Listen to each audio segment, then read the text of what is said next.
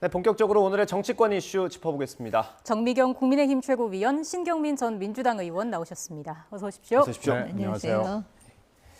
요즘 물가 기사 굉장히 많이 나옵니다. 많이 보셨죠, 뉴스로. 윤석열 정부의 경제 정책이 오늘 발표될 예정입니다. 큰 방향성은 좀 나온 것 같습니다. 어떻습니까? 사실은 문재인 정권 5년 내내 경제 정책은 거의 실패이지 않았습니까? 사실 그 부분을 감안하면요, 이 윤석열 정부는 5년 내내 사실 경제를 지금 살리기 위해서 노력할 수밖에 없는 상황이고, 그러다 보면 사실 이제 중간에 우리 국민들께서 과연 이제 같이 함께하는 그 고통을 좀 감내하시는 그 부분, 시간적인 그런 게 있어야 될 거라는 생각이 제가 드는 거예요. 예. 물론 윤석열 정부가 막 하루 한순간에 막 빨리 해갖고 경제를 살리고 이러면 너무 좋지만 사실 현실적으로는 그건 너무 어려운 얘기니까, 그러니까 큰 방향성을 지금 가지고 국민들께 계속 그런 지점들을 이렇게 소통하면서 지금 정부가 하고 있는 일을, 지금 경제 정책이 어떤 방향으로 어떻게 하고 있다라고 저는 계속 얘기하면서 가야 된다고 생각합니다. 네, 예. 그래서 지금 그래픽으로 저희가 보여드리고 있는 거고요. 물가를 잡기 위한 정부의 큰 기조가 잡혔습니다. 지금 이렇게 네 가지를 크게 보여드리고 있는데, 윤석열 대통령이 판교 테크노밸리를 찾아서 회의를 또 주재를 했습니다. 여기에서 나온 윤 대통령의 발언이 있는데요. 함께 들어보고 이야기 이어가겠습니다. 저는 선거 당시부터도 집권을 하게 되면 민간 자유와 창의를 최대한 존중하겠다고 여러 차례 말씀드려 왔습니다.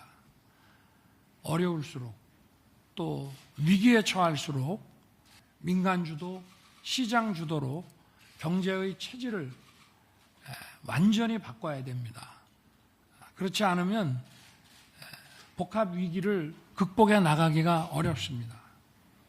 정부는 민간의 혁신과 신산업을 가로막는 낡은 제도, 그리고 법령에 근거하지 않은 관행적인 이런 그림자 규제, 이런 것들을 모조리 걷어낼 것입니다.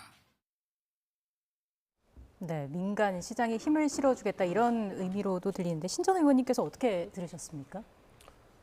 전에부터 하던 얘기의 연장선상에서 보면은 비슷한 얘기죠. 네. 그리고 지금 문재인 정부 탓을 정미경 최고가 말씀하셨는데, 사실 코로나 2년 반 동안 이게 글로벌한 거고, 이게 사실은 방역이 경제고 경제가 방역이고 거의 구분이 안 되는 상황이었죠. 그리고 이제 코로나 때 전 세계적으로 우리나라를 포함해서 돈을 많이 풀었기 때문에 인플레는 불가피한 지금 상황이고, 이것도 역시 글로벌입니다. 여기에 이제 우크라이나 전쟁이 더 추가가 된 거죠. 그래서 근데 이제 문제는 인플레라는 것을 잡을 수 있는 정책 수단이 지금 정부가 이렇게 내놓은 네 가지 기조는 기조대로 있는 거지만 금리밖에는 없거든요. 그러니까 이제 금리를 손을 대면서 빅 스텝이니 자이언트 스텝이니 하는 얘기가 나오는 건 사실은 경제에 대해서 조회가 있거나 없거나 다 예상하던 대로 지금 가고 있는 거예요. 그러니까 지금 이것을 그러면은 우리가 개방 경제를 김영삼 정부 이래 추구하고 있기 때문에요. 방법이 없습니다. 우리나라에서 미국을 따라갈 수밖에 없고요. 중국과의 관계를 어떻게 해야 될 것인지 이런 국제 경제의 흐름을 도저히 무시하고 간다는 것은 불가능하고요. 네. 더군다나 우크라이나 사태라는 전혀 예상하지 못했던 사태가 벌어져 있기 때문에 지금 이 상황에서는 민관이 합심을 해서 여기에 대응을 신속하게 하고 적응해 가는 것 외에는 없습니다. 그러니까 공급 사이드하고 수요 사이드를 잘 적절히 조합을 시켜가는 방법밖에 없죠. 공개각 오후에는 되겠습니다만 일단 민간을 많이 규제를 풀어주는 형태가 될 것 같더라고요. 그리고 이 법인세 인하하는 부분, 이런 것들이 합쳐져서 재벌이나 대기업에 좀 혜택이 가는 거 아니냐, 이런 비판도 있는 것 같아요. 우리 국민들께서 원하시는 게 사실은 경제가 정말 잘 돌아가려면 대기업들이 좀 협조해달라, 이런 거잖아요, 사실. 근데 그 전제를 놓고 보면 대기업들이 일을 잘할 수 있도록 그 규제를 좀 풀어주고 법인세도 좀 낮춰주고 그러면서 뭔가 크게 큰 바퀴가 돌아갈 수 있도록 해줘야 되는데 문재인 정권에서는 때려잡자 말하자면 대기업 뭐 이런 식이잖아요. 그러니까 저는 경제 문제만큼은 이념적으로 풀어서 해결될 수 있는 게 아니라고 보는 네. 거예요. 바로 윤석열 정부는 그 지점을 이제 알았기 때문에 예. 거기에 대해서 이제 말씀드리는 겁니다. 국민들께. 예. 이제는 어느 정도 시장에 맡겨야 되는 거. 그 부분은 시장에 맡기고 그리고 정부가 옆에서 지켜보고 있다가 관리하고 통제하는 사실 이거 교과서에 다 나오는 얘기거든요. 그 정상적이고 상식적인 걸 하겠다라고 사실 말씀드리는 겁니다. 예, 예. 경제에 있어서만큼은 하나가 돼야 합니다. 여야 역시 민생과 관련한 특위를 출범시켰는데 문제는 이게 실효성이 있어야 하는 거 아니겠습니까? 그렇죠. 이게 여야가 한 마음이 된다라는 게 이제 말은 쉬운데 그 이론적으로는 가능한데 실제 가능하냐? 이제 뭐 원구성 문제부터 당연히 나오게 예. 될 거고요. 예. 뭐 어차피 지금 합심을 하고 함께 스텝을 밟아가는 수밖에 없을 거예요. 춤을 추려도 파트너가 이 스텝이 맞아야 되기 때문에 네. 이제 그런 방향으로 갈 수밖에 없고요. 당장 기름값이 문제가 되기 때문에 유류세 문제가 나올 거예요. 예. 그럼 유류세를 현행법으로 최대한 낮출 수 있는 것들은 일단 정부가 조치를 하고 예. 만약에 더 유류값이 올라가 가지고 유류세를 더 손을 봐야 되겠다 그러면은 그건 법으로 고쳐야죠. 예.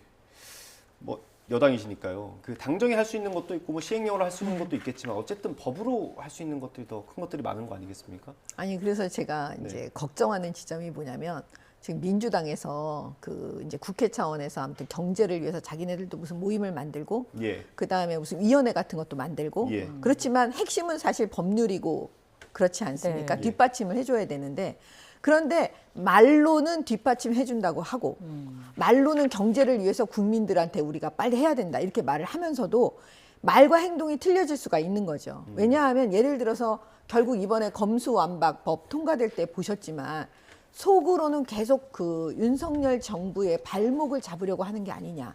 저는 이제 이게 조금 있으면은 그 실체가 다 드러난다고 봐요. 네. 지금 민주당에서 민생 경제 우선 실천단 뭐 이런 거 만들었지만 네. 예.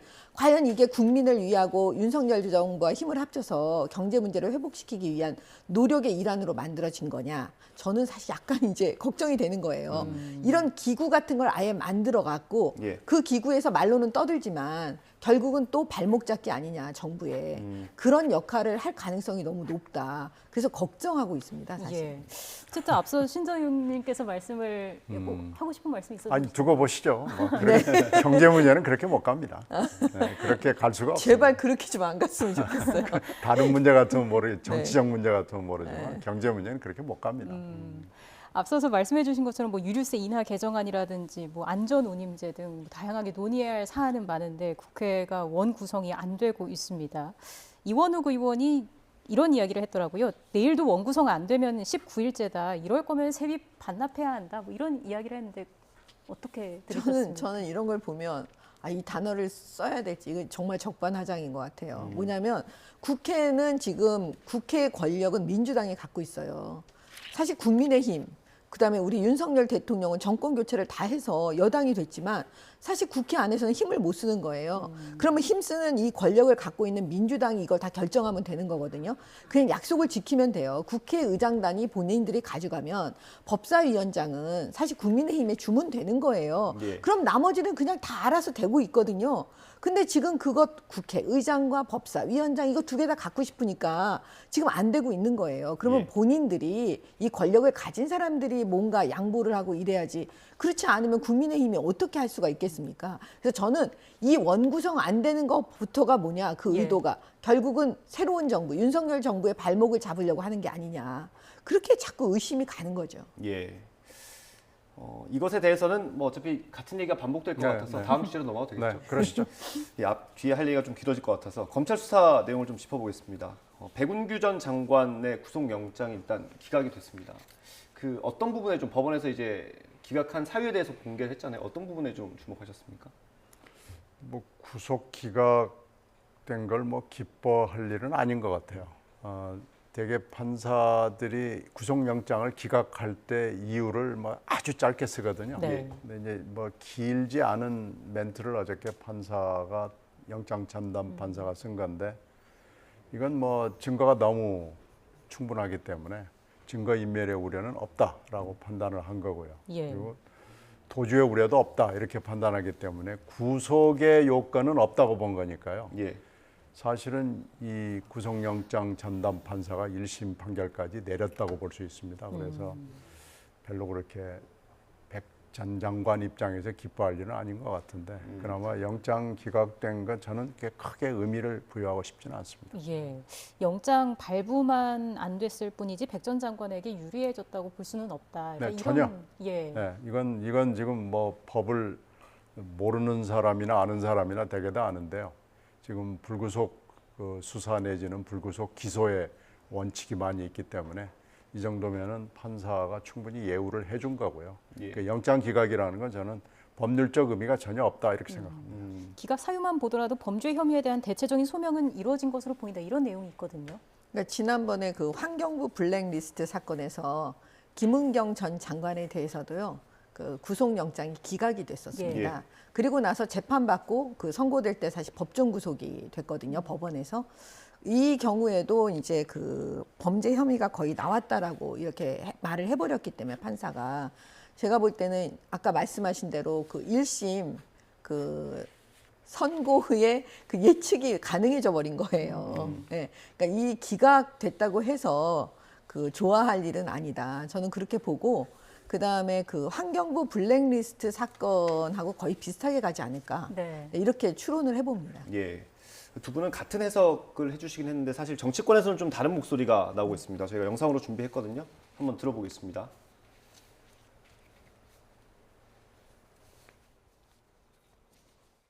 경제 민생에 돌파하기 어렵다고 판단하니까 이런 식의 이 수사 국면으로 좀 바꾸고 있는 거 아닙니까? 이런 거는 속일 수가 없어요. 20몇 년 정치 해본 나 같은 사람은 많이 당해봤기 때문에 이명박 정권 초기에는 잘해보려고 했잖아요. 그러다 강호병 문제가 보면 민생 문제였잖아요. 그걸 해결 잘 안 되니까 애기하고 수사해버린 거 아닙니까? 거의 불행한 일이 생겼고. 이걸 왜 또다들 답습하고 있다 이거예요, 제가 볼 때는. 근데 이번에는 양쪽을 동시에 치잖아요. 이 한동훈 장관이 문재인 정부 윗선과 또 이재명, 백현동 압수수색 들어가고 이거 막 동시에 하잖아요. 이건 절대 기획 기세예요. 대검에서 다 기획합니다. 이건 우리가 정권 잡아봤는데 몰라요? 문재인 정부가 수사하면 적폐청산이고 윤석열 정부가 수사하면 정치 보복이라고 호들갑을 떱니다. 이쯤 되면 내로남불과 이중잣대, 안면 몰수가 민주당의 실질적인 강령이라고 봐도 무방합니다. 이번에도 마찬가지입니다. 오늘 민주당의 생태는 또다시 내일의 부끄러움으로 쌓여갈 것입니다. 민주당이 외치는 혁신이란 결국 흑역사의 갱신일 뿐입니다. 최 의원님께 얘기를 여쭤보겠습니다. 민주당 같은 경우는 이제 국정 철학을 공유하는 사람을 이제 데리고 같이 일하는 게 당연하다. 그래서 이거는 사법부의 판단을 받을 일은 아니다라고 얘기를 하고 있는 것 같은데요. 어떻게 보세요? 어떤 지점을 다시 한번. 백운규 전 장관처럼 이제 뭐 블랙리스트 사건 같은 것들이 있지 않습니까? 이제 국정 철학을 같이 공유하는 사람들이 일을 해야 되는 게 맞는데 그걸 사법부의 판단을 받을 일은 아니다라고 얘기하는 거예요. 그러니까 지금 또 논점을 흐리는 얘기죠. 예. 사실은 그 환경부 블랙리스트 사건은 그 문재인 정권 하에서 그 재판받고 다 끝난 거예요. 어떻게 보면. 그런데 그 이번에 백운규 전 장관 사건도 거의 대동소이한 건데 그러면 백운규 장관은 봐주라는 얘기냐? 그렇지 않잖아요. 그러니까 문제 핵심의 포인트는 이게 범죄 행위냐 아니냐인 것 같아요. 네.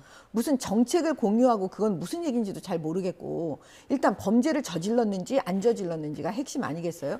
그다음에 이 블랙리스트 사건은요. 문재인 정권 당시에 시작된 거예요. 지금 한 3년 정도 가지고 있었잖아요. 그러면 우리가 의심하는 거죠. 문재인 정권 때 검찰이 이거 봐주려고 계속 질질 끌고 있었다가 지금 어차피 수사는 종결을 해야 된다니까요. 그러니까 지금의 한동훈 장관 때 드디어 이제 증거가 새로 막 지금 나오고 있다고 그러더라고요. 예. 그러니까 지금까지 그 증인들이 말 안 하고 있다가 이제 정권이 교체되니까 사실 힘을 받아서 말할 수 있는 거죠. 증거 자료도 품고 있다가 이제 제출할 수도 있는 거고요.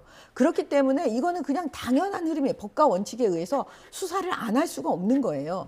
이게 새롭게 지금 윤석열 정부에서 시작된 사건이 아니기 때문에 예. 지금 정치 보복이다 이렇게 말하는 건 우리 국민들도 이제 다 너무 아십니다. 왜냐하면 탄핵 때부터 지금 수사가 진행이 되고 문재인 정권 5년을 거치면서 지금까지 왔기 때문에 국민들이 이 상황을 다 보고 계시지 정치인들이 얘기한다고 그래서 정치 보복이라고 말해서 우리 국민들이 아 이건 정치 보복이구나, 아 이거는 적폐청산이구나 뭐 이렇게 다 이게 따라서 하시지 않는다니까요. 이거는 그냥 법과 원칙에 따라서 검찰이 수사하면 됩니다.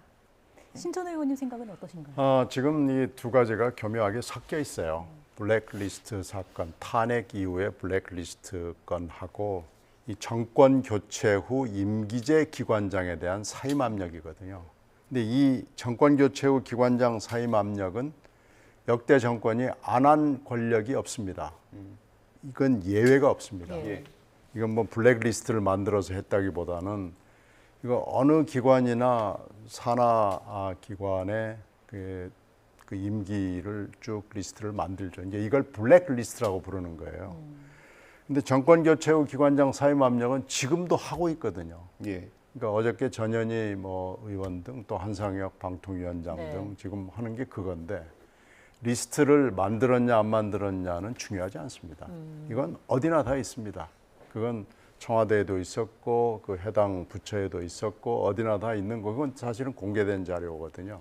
근데 그걸 블랙리스트라고 부르는데 그건 블랙리스트가 아니고 우리가 탄핵 국면에서 블랙리스트는 문화부가 이러이러한 사람들은 절대로 돈을 줘서도 안 되고 어디 자리를 줘서도 안 된다고 쭉 리스트를 만들어 놓은 거거든요. 예. 그러니까 이거 두 개가 지금 교묘히 섞여가지고 블랙리스트 사건이라고 그러는데 이 문제는 임기제 기관장 사임 압력 문제는 이건 역대 예외가 없는 사건이고 이게 지금 현행법으로는 사임 압력을 넣으면은 안 되게 돼 있거든요. 네. 그러니까 법을 어긴 건 맞아요. 그러면은 지금도 윤석열 정부도 지금 벌써 3건이나 적발이 된 거 아니겠어요? 개인정보위원장까지 포함을 하면 방통위원장, 권익위원장 3건이나 위반했으면 그럼 이것도 수사해야죠. 그런 논리면 그래서 그렇게 접근하지 말고 임기제 기관장 사임 압력이 있는 것은 예. 이것은 제도 개선을 하자는 거예요. 예. 제도 개선을 해야지 역대 정권들이 전부 범죄를 저지르면서 출범한다는 게 이게 말이 됩니까? 이건 이렇게 접근해서는 저는 안 된다고 생각합니다. 예. 얘기를 꺼내주신 김에 그 권익위원장 관련해서 어제 또 얘기가 나왔잖아요. 그 부분은 어떻게 보십니까? 그러니까 이게 그 임기제 그 공무원은 사실 대부분 우리가 말하는 건 직업 공무원제에서 공무원을 얘기하는 게 아니고요. 그 정무직 공무원. 그러니까 정권에 의해서 어떻게 보면 임명되신 분들이요. 예. 임기제이긴 하지만 정치적인 사람들이죠. 사실은 이거는 상식적으로 이게 이제 정권이 교체되면 사실은 그 사표를 내고 사퇴를 해주는 게 상식에 맞고 예의적이죠. 여태까지 사실 그런 식으로 되었기 때문에 예. 별로 문제가 없었는데 예. 이게 이제 유독 문재인 정권 때 사실은 이제 많이 이게 드러난 거죠. 어떻게 보면. 예. 그러면 예를 들어서 사퇴 의사가 있는지 없는지 물어볼 수는 있어요. 그럼 그게 블랙리스트 사건으로 범죄가 되는지 안 되는지는 또 다른 문제인 거죠. 예. 예, 그냥 사퇴 의사 유무를 물어봤다고 그래서 바로 너 블랙리스트 이거는 범죄야 이러지는 않거든요. 예. 지금 문제가 되는 건 뭐냐면 박상혁 의원이 청와대에 있을 때 리스트를 만들어서 지금 산자부에 줬다는 거예요. 예. 그러니까 내용이 좀 심각한 게 이제 블랙리스트 사건까지 가는 거고 그 정도에 이르지 않은 통상적인 경우는 그냥 그거는 범죄가 아니다라고 보는 거예요. 예. 저는 이 전현희 위원장 지금 문제가 되는 부분은 본인이 자세한 내용을 얘기해야 돼요.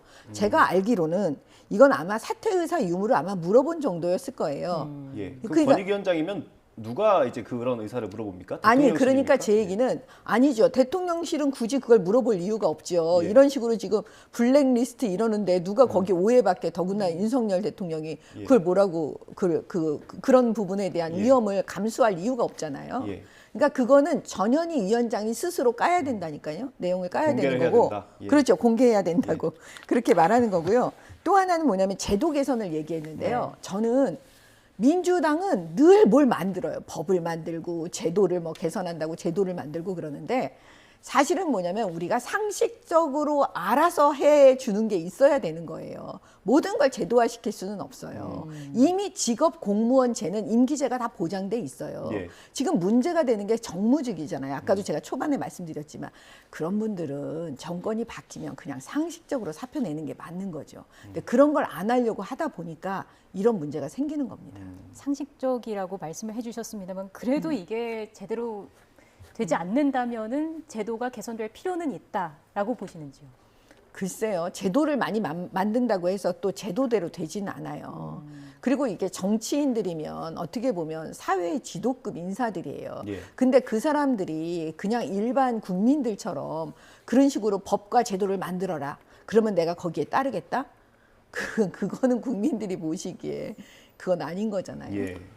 그 국민권익위원장 관련해서 저희가 준비한 인터뷰가 있습니다. 그 인터뷰를 좀 들어보고 조금 더 얘기를 해보겠습니다.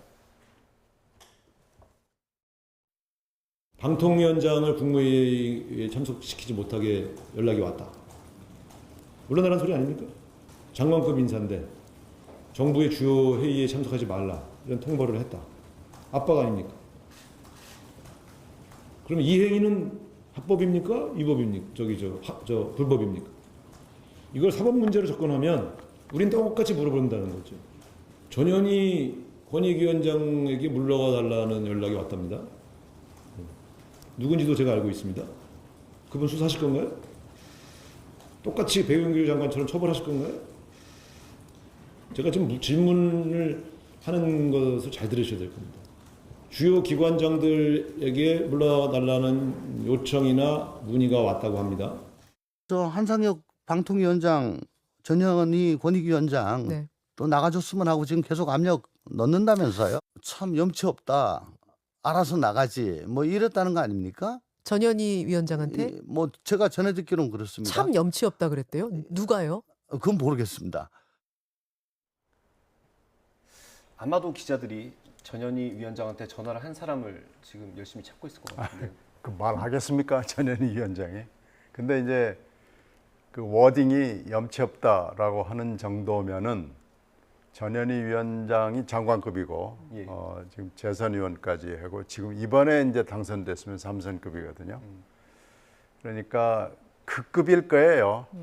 염치 없다라는 정도의 말을 할 수 있는 수준의 사람이면은 뭐 이렇게 눈앞에 떠오르는 사람이 몇 있어요. 아, 있으십니까? 예, 그런 사람들 중에 하나일 거예요. 예. 근데 이제 이것이 과연 범죄냐 아니면은 저 금방 정철호께서 말씀하신 대로 정치적 관행이나 정치적 상식이냐 예. 그 선은 정확하지는 않죠. 범죄일 수도 있고 정치적 상식일 수도 있고요. 근데 또 하나는 임기제를 도입했을 때는 다 나름대로 이유가 있습니다. 권익위원장을 왜 임기제를 도입했느냐? 그 이유가 있어요. 임기를 마치라고 된 거거든요. 그러니까 내가 더 있기 싫어서 나 그냥 나갈래. 예. 그렇게 결단을 내린다면 모르지만 아무 얘기 안 하면은 사실은 권익위원장 내지는 장관급으로서 예우를 해주는 것이 후임 지금 새로운 정권으로서의 자세죠.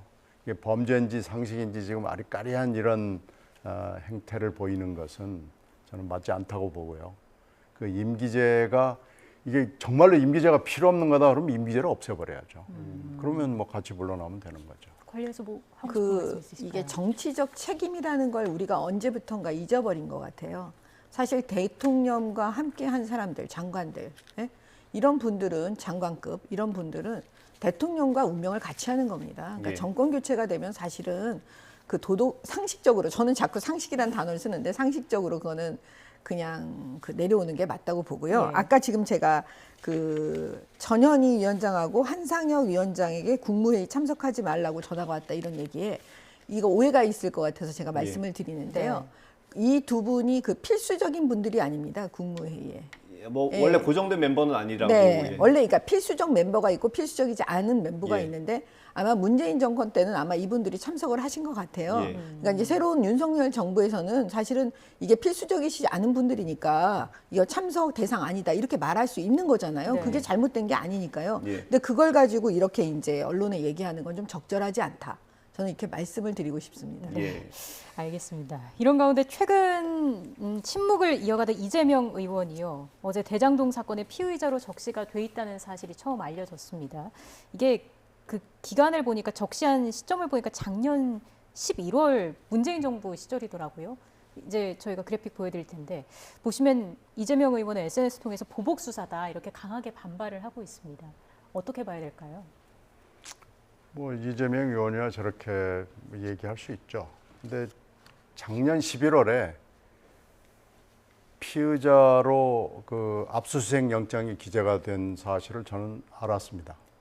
7명이 기재가 돼 있었거든요. 예. 근데 보도가 안 되더라고요. 그래서 기자들한테 그 당시에 이제 정치부 기자들이기 때문에 예. 그 모르죠. 그 검찰에서 일어나는 일을. 그래서 예.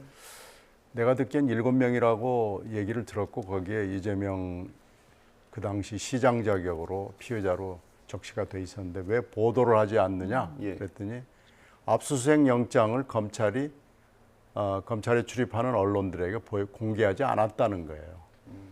그래서 그건 그 이유는 제가 잘 모르겠습니다. 예.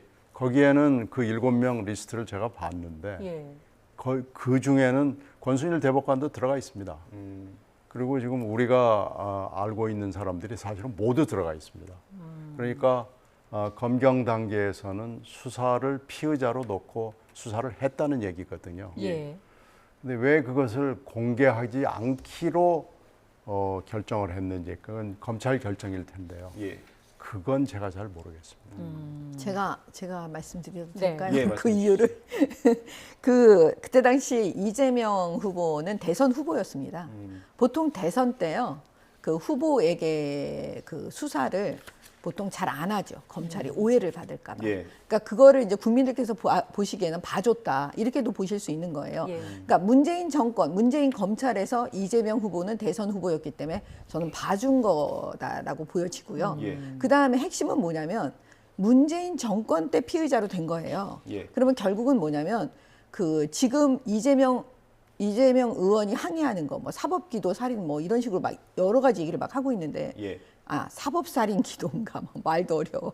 근데 결국은 뭐냐면 그 문재인 대통령한테 항의해야 되는 게 아닌가. 예. 왜 이거를 갖다가 윤석열 정부에서 왜 했다는 식으로 그런 식으로 정치 보복 얘기를 꺼내시는지 예. 그 좀 상식에 맞지 않습니다. 근데 이제 제가 검찰을 오래 관찰을 언론인으로서 해봤고 법사위원으로도 한 2년 정도 검찰을 관찰한 그 바로는요. 이런 그 법은 아니고요. 관행이 있습니다. 대개 선거의 6개월 전에는 뭐 고소고발이 많이 들어오잖아요. 예. 그리고 뭐 사건이 또 이거 외에도 인지도 있고 뭐 해서 굉장히 많이 들어오거든요. 이제 전문 증거라고 얘기를 하는데 네. 특히 공안부는 6개월 전부터는 움직이질 않습니다. 하늘에 벼락이 떨어지는 증거를 가지고 가도 선거잖아요. 이러면서 검찰이 움직이질 않아요. 예. 그건 경찰도 마찬가지입니다. 그래서 6개월 전에는 움직이지 않는 게 지금까지의 어떤 오래된 철칙 내지는 관행 비슷하게 돼 있었어요. 예. 그러니까 그때 11월이었기 때문에 저도 그 원칙이 작동을 했나라는 생각을 했죠. 그때면 이제 4개월 전이잖아요. 그렇죠. 그래서 이게 검찰이 그래서 공개를 하지 않기로 했나. 선거에 영향을 준다는 이유로 검경은 움직이지 않습니다. 예. 그 이재명 의원의 이 이른바 사법 리스크라고 봐도 될 것 같은데 이제 경찰의 수사도 지금 압수수색을 하면서 본격화되고 있잖아요.